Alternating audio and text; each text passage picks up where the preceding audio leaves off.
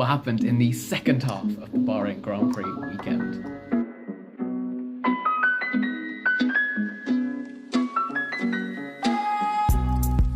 So first of all, Williams, they got some quality pace, they got a quick-ass car.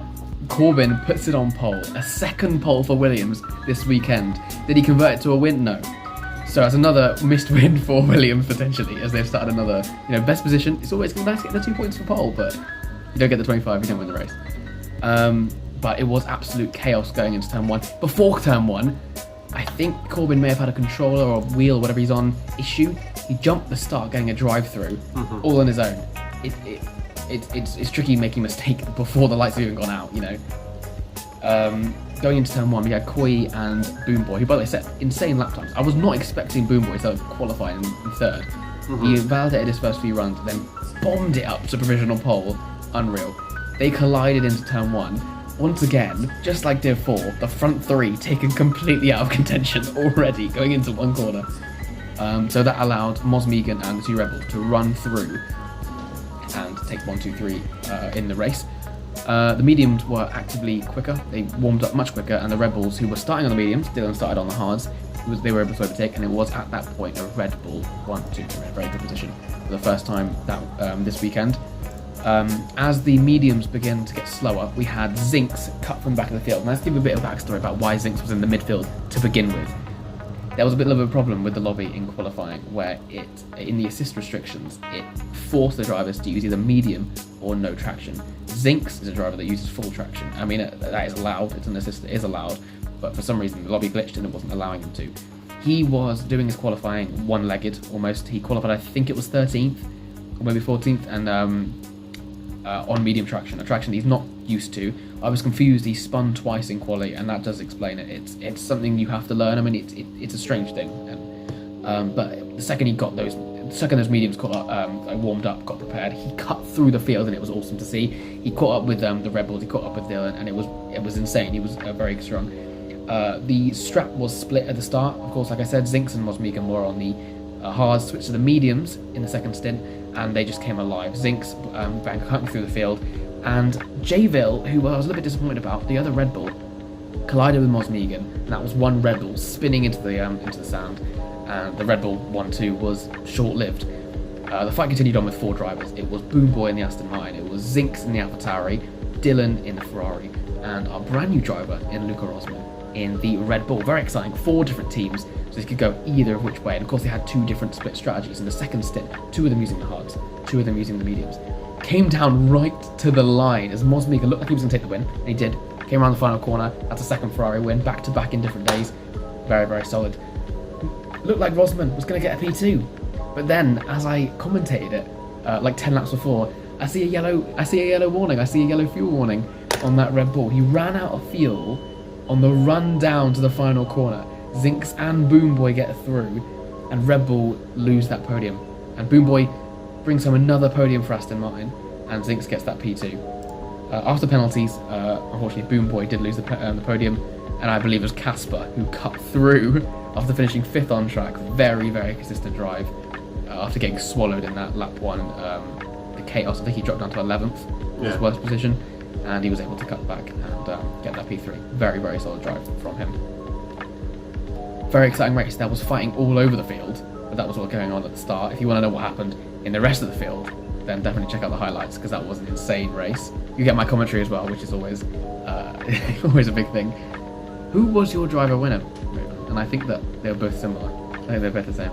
So, it might be a surprise because obviously Dylan Mosmegan, he had a fantastic race for obviously my boys in Ferrari, but I'm going to go for Zinks because to not only recover from a bad qualifying, to deal with the mental rattle of having almost a qualifying session taken away from you, where he kind of served a pseudo kind of quali punishment almost, in the sense of he was in a situation that he wasn't prepared for, hadn't prepared for, because he didn't know he would be in, and wasn't reasonable to think he would be in. To come back from that, and not only to score good points, to stick it second from 14th is, after just getting his head back in the game and refocusing and just cutting through one by one, really impressive drive, really mature drive, really just, it was 10 out of 10 drive for Ziggs.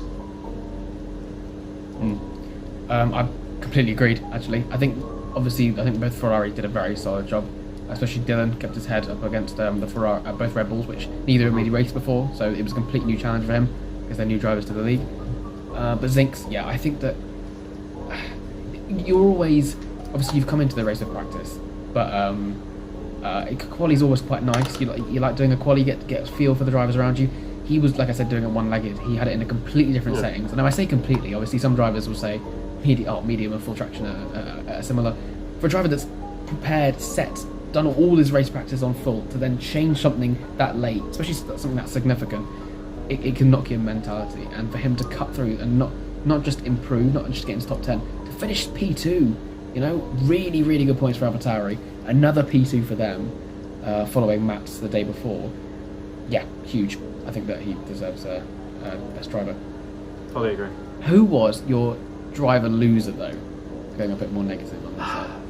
As tough as it is to say, it has to be Corb.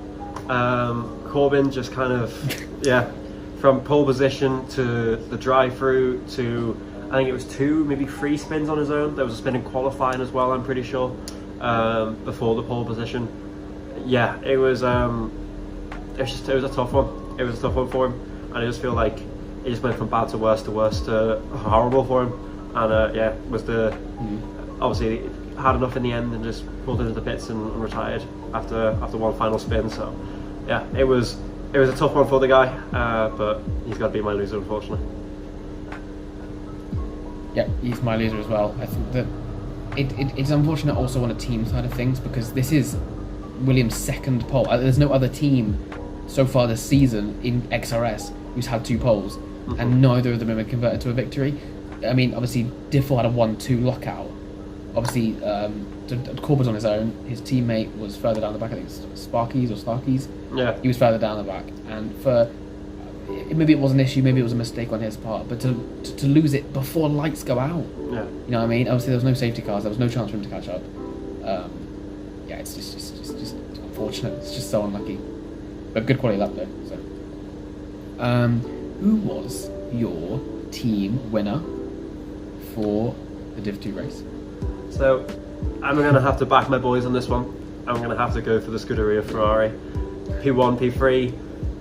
What a fantastic way to start the season. Really putting down a staple, really putting down like an early warning sign. Dylan was up there the entire time, fighting at the front.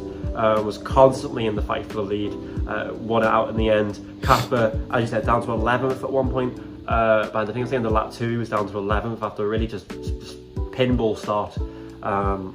He recovered it incredibly to 5th on track, 3rd after penalties, keeping it clean himself. So yeah, it was fantastic drive from the both of them. Big boatload of points. I was very happy when I saw the final results posted. And yeah, they're sitting comfortably in the top spot in the constructors, and I think they deserve to be. Yeah, I again completely agree. We're going on the same routes here. I think Ferrari, very solid drive. I don't think Casper was expecting to get a podium after that, actually, because the penalties ahead did promote him. So it was nice to see his reactions. I was the one that told him that you got P3, mate, double podium. He smashed it. Very mature drive from Dylan. I didn't expect anything less. He's like I spoke about in the last podcast, actually, because I've obviously got the experience of racing him. He can be aggressive, he can be mean, but he also has the ability to switch that up and just drive consistently. Do the same lap again and again, and to get into a rhythm. Very solid drive, deserved the win.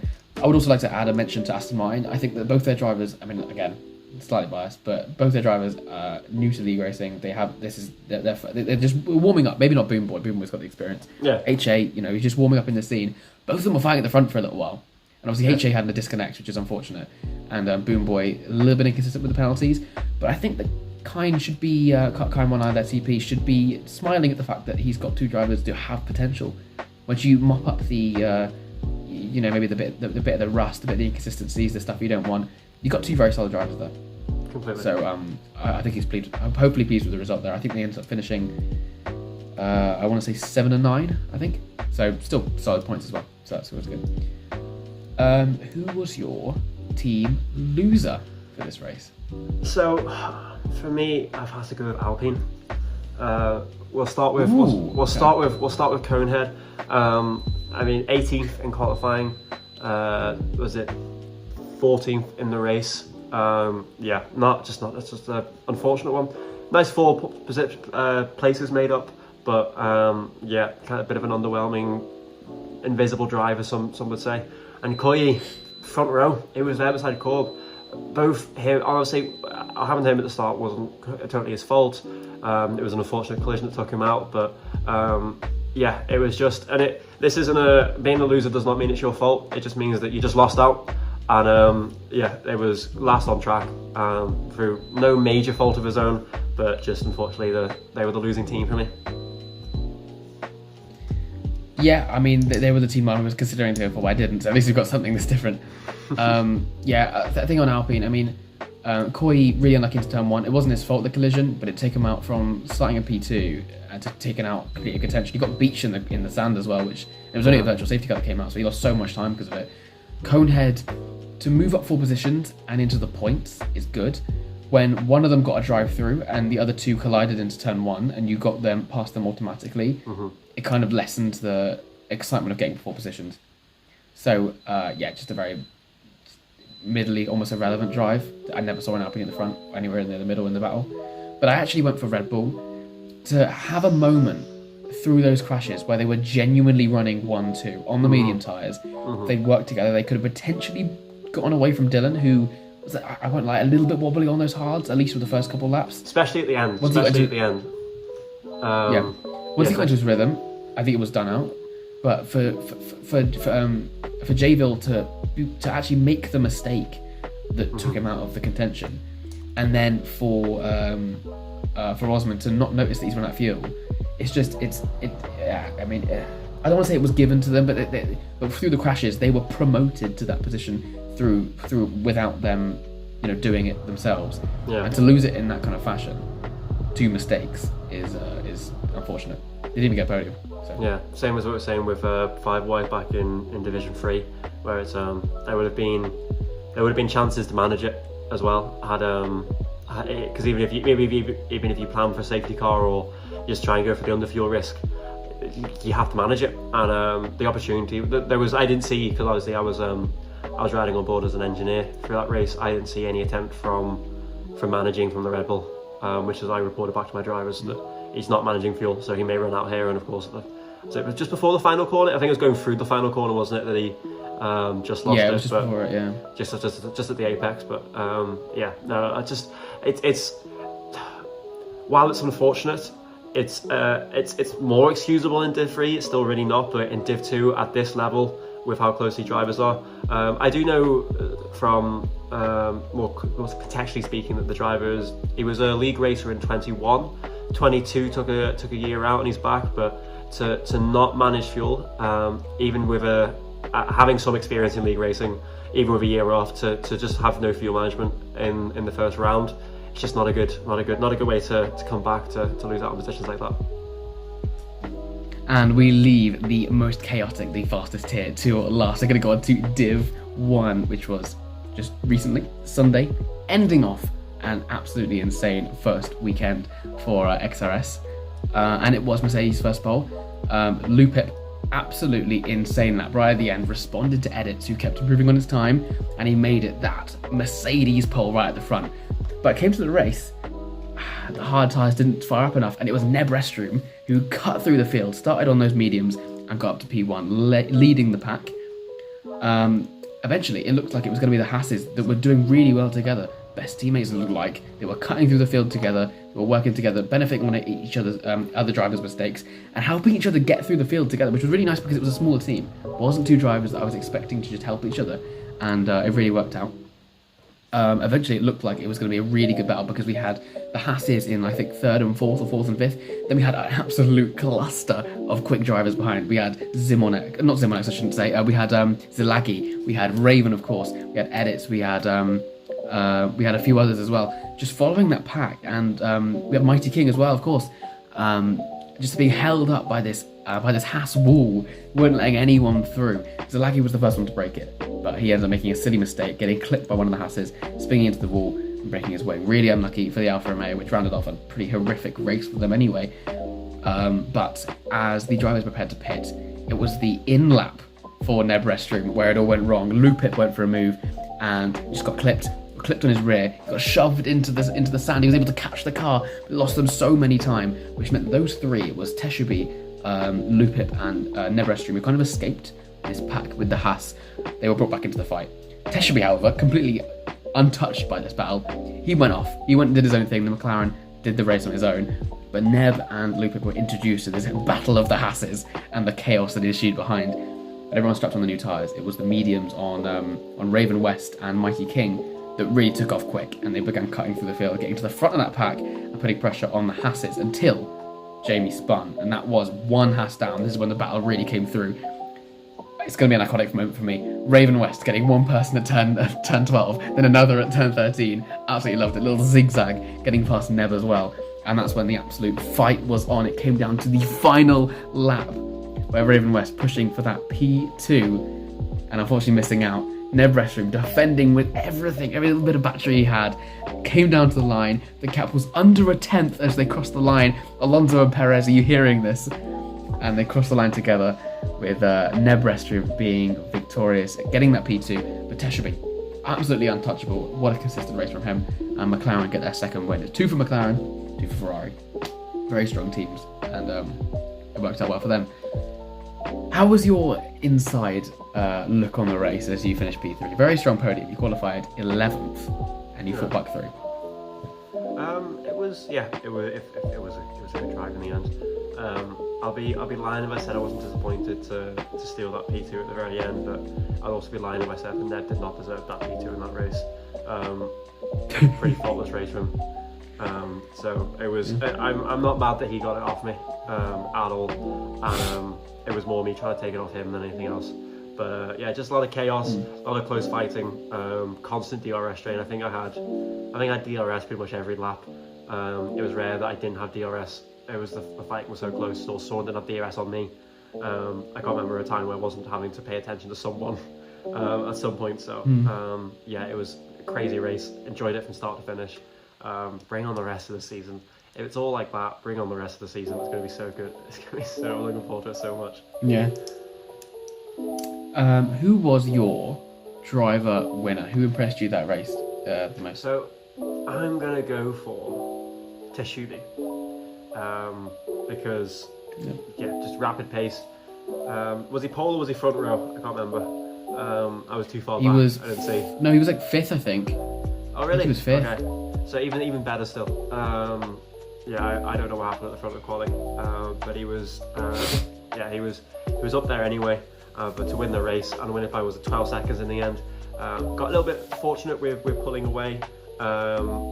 In terms of the cars behind him fighting, and he managed to spread that DRS, which is just a crucial round Bahrain, especially with the double DRS you get between up to the first corner and between 3 and 4. But yeah, he's with a special honourable mention goes to Neb for the P2 because he was pretty faultless all race. It wasn't his fault; he wasn't fighting Teshubi in the end. But yeah, no honourable mention to Neb, but Teshubi takes it for me. Fair enough. I'm allowed to be a little bit more open about it because I was commentating, so I'm allowed to say you. I'm going to say you. 11th for 3rd is an insane feat, but the way you did it, cutting through, it wasn't like there was everyone separate. You just kind of caught up DRS. You were fighting through people that had DRS. There was a train that some of the best drivers in the league were struggling to get through. Zalagi and Mighty King, of course, being some of them. Very impressive drivers, but they were struggling to get through that wall of Haas. You utilised it and got through at the right times, and to be fighting for P2 in the end of that was pretty insane. So I'm going to say you. Podium's still very good as well. Yeah, I can't be happy with a podium, especially with how quali started. I remember thinking, right, we're in the shark pit now, but just got the head down and to steal the podium at the end was, and that double move past the Haas and the Red Bull. That one felt good. I did. There was a smile on my face on that one. I'll be honest. I enjoyed that one. But not all positive for everybody. Who was your driver loser for this race? I gotta go Ziagli. He was right up there in the qualifying, really high up in the positions. Was at quite near the front of all the trains. I think he started on the hard, and they didn't quite wake up the way maybe some of the other people's hards woke up. But yeah, I remember seeing his mistake on track from my own car, and it was largely unforced, which was kind of like it kind of was the catalyst for everything else going wrong. He had the spin out of turn 8, and he kind of just went like downhill from there. Clipped the wall, wing damage, never really got the chance to majorly recover. I think still scored some points in the end, but from where it could have been and the pace I know he's got and the ability I know he's got, he was the one I was most disappointed to see down there. Yeah. I'm going to say driver loser. I'm going to say Banjo. I think that where he qualified was uncharacteristically not Banjo. I think that we're used to seeing him having some really strong quality pace, and to see him start so far away from Neb wasn't what I expected. Unforced, the collision happened of breaking his wing. One of the Hasses slammed on the brakes. I think something happened ahead of them with the Mercedes, but into the final corner, there was no way he was reacting in time, broke his wing. And I was commentating, and to see him going into the pits, I was thinking, where's the Red Bull in the pits? It was heartbreaking to see, because he was cutting through the field where he's a consistent driver, he's a very solid driver, and he was using that race pace. Similar to you, actually, he was with you a lot of the time. He was swapping with me. I was literally about to say he was swapping with me several points throughout the race. At the very early stages, it was I managed to sneak past him in lap 1, and then JB had a rear wheel lock up in front of me in turn 4, and he Banjo snuck past me again because I was just trying to avoid JB. And then I snuck past him again when he was trying to make a move on JB, and I kind of took opportunity around the outside, and it was really characteristic for what we were this time last season in KRL. 2 seasons ago in KRL, where we had an awesome fight in Bahrain. It was very reminiscent of that. I was looking forward to, and I was looking forward and dreading it going up for the rest of the race, because I know how hard Banjo makes a driver work, but went for the early undercut, and then unfortunately got the wing damage fighting at the cars in front of me and ended up boxing again, so it was just really unfortunate for him. Yeah, I think that, like I said, I mean, if you were able to get where you did, and, do I think he could have fought for the podium? No. I think that you were on another level. Your moves seemed very consistent. I think Neb was also very quick as well. But do I think he could have got really good points? Yeah. And it's upsetting to see that. Who was your team winner though? So I'm gonna have to back myself and my teammate and go for Ferrari. If I'm not mistaken, I think we scored the most points, but I could be wrong there. I believe so. Yeah. There's a lot of teams in the front there. There wasn't really any team that had 2 drivers close to each other, apart from one which was quite far down the order. I think Haas had 2 close to each other at one point, but yeah, I was going to say, like, throughout the race, there were several points where different teams were beside each other. The Red Bulls were beside each other, the Alphas were beside each other, the Hasses were beside each other. Me and JB were beside each other at one point. So, for how the first half of the race was, the second half, the teams really kind of like separated and got really diverse from the top 10. So I think Ferrari just sneaked the top amount of points with a second and a 7th, was it? 6th? Sorry, 3rd and a 6th or 7th from JB. So just solid points. No real mistakes from myself or JB. JB just kind of like dropped out of the DRS a little bit. I wasn't able to really like stay in the DRS train and just fell back on the straights. And also he was under a lot of pressure the entire time. The drivers behind him were, refusing to work with him to catch up. They just wanted position off him. But I do want to give an honourable mention to the Haas. Their first half teamwork as just a duo was really strong. It was really good to watch. It was really hard to race against. They just worked really well, and it was really cool. There were sparklings of Red Bull as well, but the Hasses, I think, just did a better show as a pairing than the Red Bulls did over the whole race. Yeah, I've got very similar mentality coming to this actually. I've said Red Bull because I think when they were together, they were working very well. If you notice, when they were cutting through the field together, when Banjo caught up, you could see the moves that Neb was making. He was purposely positioning his car to allow Banjo to get through. They both were. Yeah, and then they'd switch positions back again to get to originally where they were. Obviously, in communication, it leads back exactly to what we said in the first podcast. They have that unspoken connection. They were in a VC together, I'm sure. It probably didn't even need to be. they're just so working well together, and it showed from literally day one on track that they're working well together. It's really unlucky for Banjo. I've also, like, exactly what you're going to say, honourable mention to Haas. I think that for two drivers that don't know each other and they're new to racing with each other, it was nice to see that. Maybe not for a driver point of view, because being stuck in a DRS train like that when you've got two teammates at the front actively trying to make it painful for you isn't great. But for an entertainment side of it was fantastic. Commentating that, seeing anyone just trying to break through that wall was fantastic. So I'm going to say both, but I'll give it to Red Bull. It was. But now to make it a little bit. It was really cool to see the teams, like a lot of teams working together. Like say, me and JB we were helping each other with overtakes in the very early start of the race. Red Bull were helping each other with overtakes. Banjo and Neb helping each other, and the Haasses were helping each other. I know from experience from working with Banjo as well how good he is in those teammate situations. He's really aware of the cars around him. Me and JB obviously started developing that bond as well. But for Haas to have it almost I think I'd be pretty certain in saying they probably were unspoken because they were unfamiliar teammates. Me and JB are familiar with each other, Banjo and they're familiar with each other. The Haasses, they just aren't. So they had that. And even while they were fighting, they kept it clean with each other and they helped each other throughout the whole race. So it was a real unspoken connection there going between the two of them. Yeah. But who was your team loser though? Because it wasn't all positive. I have to go with Aston. If I'm not mistaken, the only DNF was Aya, retiring on track after a spin in the middle section, and Edits, of course, he had the equipment malfunction, of course, but fell down and down and down, and yeah, it was just it could have been so much more. Aya, as you said, yourself at point said he could be the highest of the highs and lowest of the lows. He's had his highs, he's had lows, and this was definitely a low. And Edits was it was just disappointing because he was who did Edits get pole in the end? Or was it Luke? No, he got P2.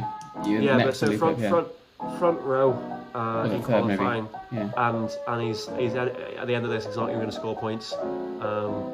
And neither Aston scoring points. Yeah, it's incredibly disappointing. So it has to be Aston for me. I nearly went for Aston, but I thought that was what you were going to go for, so I thought I'd switch it up, go for someone else. I've gone for Alfa Romeo. I think that I was looking at Alfie, very similar to what I said about Banjo, uncharacteristically bad qualifying. He started, I think it was 10th or 11th, so it's just not close to where we thought it was going to be. Zalagi started front row. Behind me. I think he was one behind me. It was 12th, even further back. Yeah, I think he was one behind me, if I remember correctly. I was 11th. So, and Zalagi started front row. That's exactly what I expect from two drivers of this caliber. Very, very quick. To make a mistake like that on the Haasses, I mean, I know I could understand in the way he was driving very aggressively. He wanted to get past this wall. He was stuck behind it for a good best part of 5, 6, 7 laps. To make a move that aggressively on two guys who were actively trying to stop you, it was his fault. He ended up completely ruining his race. Alfie spun on his own. I think it's just I said this in the first podcast actually about how I think they're going to be these two teammate rivals. It's upsetting to see because they're both very, very quick drivers. On their day, they're rapid. I like both guys. I've talked to Zalaki before. Very nice guy. But to be making mistakes like this when you're in a team that really needs the points because you're in a midfield team that's almost breaking out of the back, actually, because they have the least amount of budget of every single team. And they've had a lot of hype around them. But to ruin it like that, it's...